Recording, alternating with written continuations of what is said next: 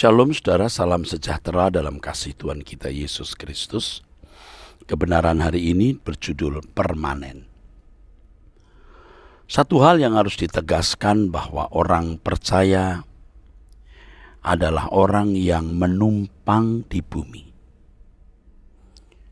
Untuk itu kita harus rela berstatus sebagai orang yang menumpang.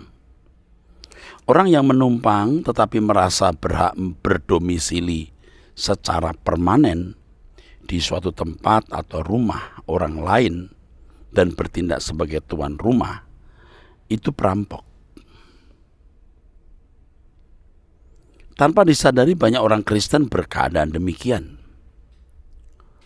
Harus diingat bahwa harta kita sendiri barulah nanti di kerajaan surga. Rumah kita itu baru nanti di surga. Sedangkan segala sesuatu yang kita miliki sekarang adalah harta orang lain, yaitu hartanya Tuhan. Oleh sebab itu fokus hidup orang percaya harus diarahkan kepada proses kesempurnaan menjadi seperti Tuhan Yesus. Guna persiapan tinggal di negeri atau rumah sendiri yang akan datang, yaitu di langit baru dan bumi yang baru nanti. Sebagai orang yang terpanggil menjadi umat pilihan yang berpotensi mewarisi kerajaan surga, seharusnya kita memiliki cara hidup yang berbeda dengan mereka yang bukan umat pilihan. Tuhan Yesus mengatakan bahwa kita bukan berasal dari dunia ini, sama seperti Dia juga bukan berasal dari dunia ini. Betapa luar biasa, saudaraku, kedudukan orang percaya ini. Sebab disamakan dengan Tuhan Yesus sendiri yang bukan berasal dari dunia ini. Kalau jujur, saudaraku sekalian, banyak orang Kristen yang tidak mampu menghayati bahwa dirinya bukan berasal dari dunia ini. Tegas sekali Rasul Paulus berkata di dalam suratnya, karena kewargaan kita adalah di dalam surga, dan dari situ juga kita menantikan Tuhan Yesus Kristus sebagai juru selamat yang akan mengubah tubuh kita yang hina ini sehingga serupa dengan tubuhnya yang mulia, menurut kuasanya yang dapat menaklukkan segala sesuatu kepada dirinya. Dari tulisan ini jelas sekali bahwa kita bukan warga negara dunia. Banyak orang Kristen, bahkan di antaranya pendeta-pendeta, yang merasa asing dengan pernyataan ini. Mereka tidak mampu sama sekali menghayati bahwa dirinya bukan berasal dari dunia ini. Mereka tidak mampu memiliki kesadaran ini, sebab kesadarannya adalah kesadaran manusia yang berasal dari dunia ini. Semua ini sebenarnya akibat dari pola berpikir yang salah, yang sudah melekat lama, melekat bertahun-tahun di dalam pikiran mereka, akibat serapan filosofi yang mereka terima dari dunia yang fasik ini. Banyak orang Kristen yang yakin bahwa dirinya adalah umat pilihan, yang nanti kalau meninggal dunia dilayakkan masuk rumah Bapa, tanpa memperhatikan kualitas kelayakan mereka hari ini menjadi anggota keluarga kerajaan surga. Inilah kesesatan dalam kehidupan banyak orang Kristen. Seakan-akan keyakinan di dalam pikiran dapat menjawab kebutuhan keselamatan dalam kekekalan. Kehidupan orang percaya tidak cukup hanya menaruh dalam pikiran secara imajiner bahwa dirinya anak Allah yang akan masuk surga. Tidak boleh hanya memiliki pikiran imajiner seperti itu. Keyakinan di dalam pikiran tanpa melihat kepantasan, apakah dirinya pantas masuk dalam kerajaan surga.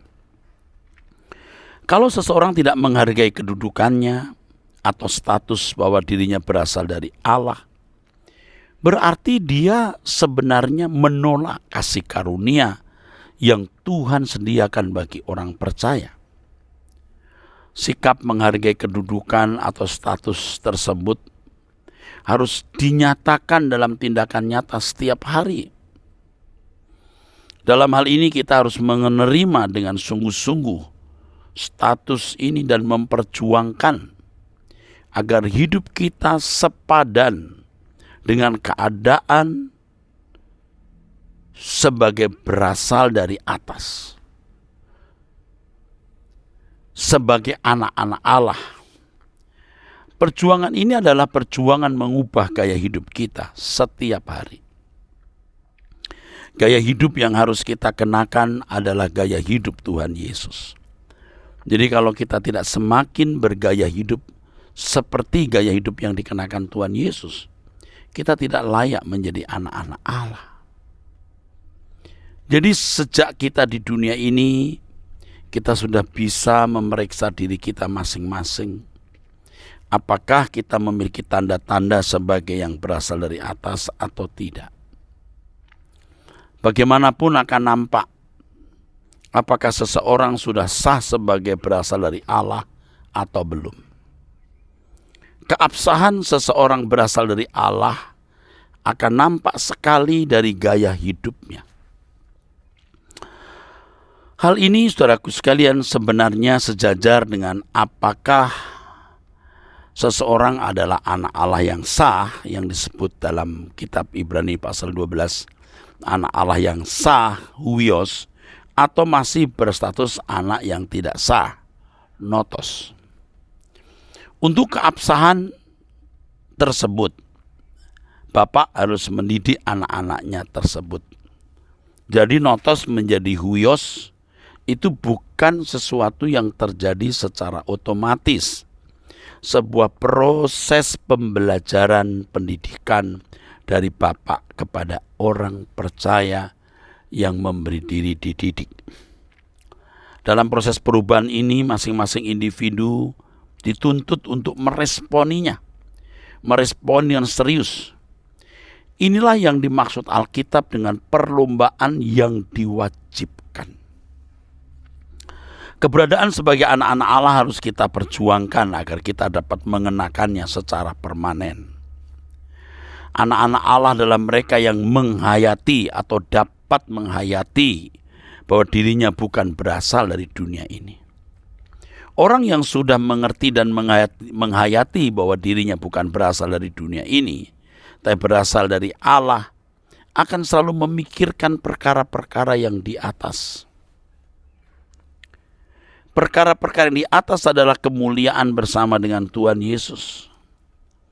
Tentu saja orang percaya seperti ini berusaha untuk hidup tidak bercacat dan tidak bercela.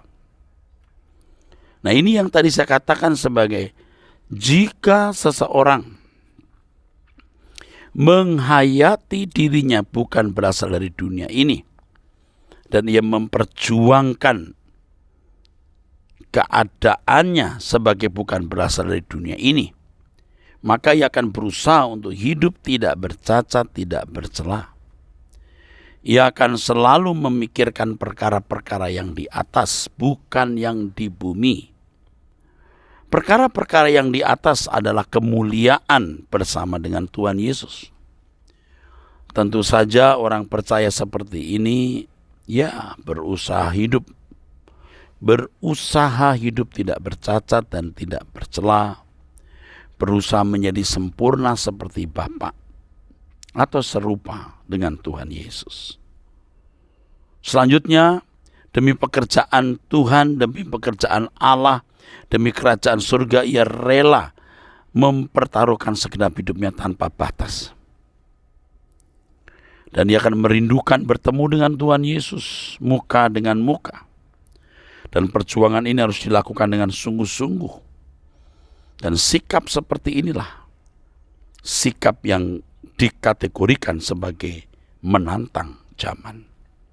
Kiranya Tuhan memberkati saudara sekalian. Sola Gracia.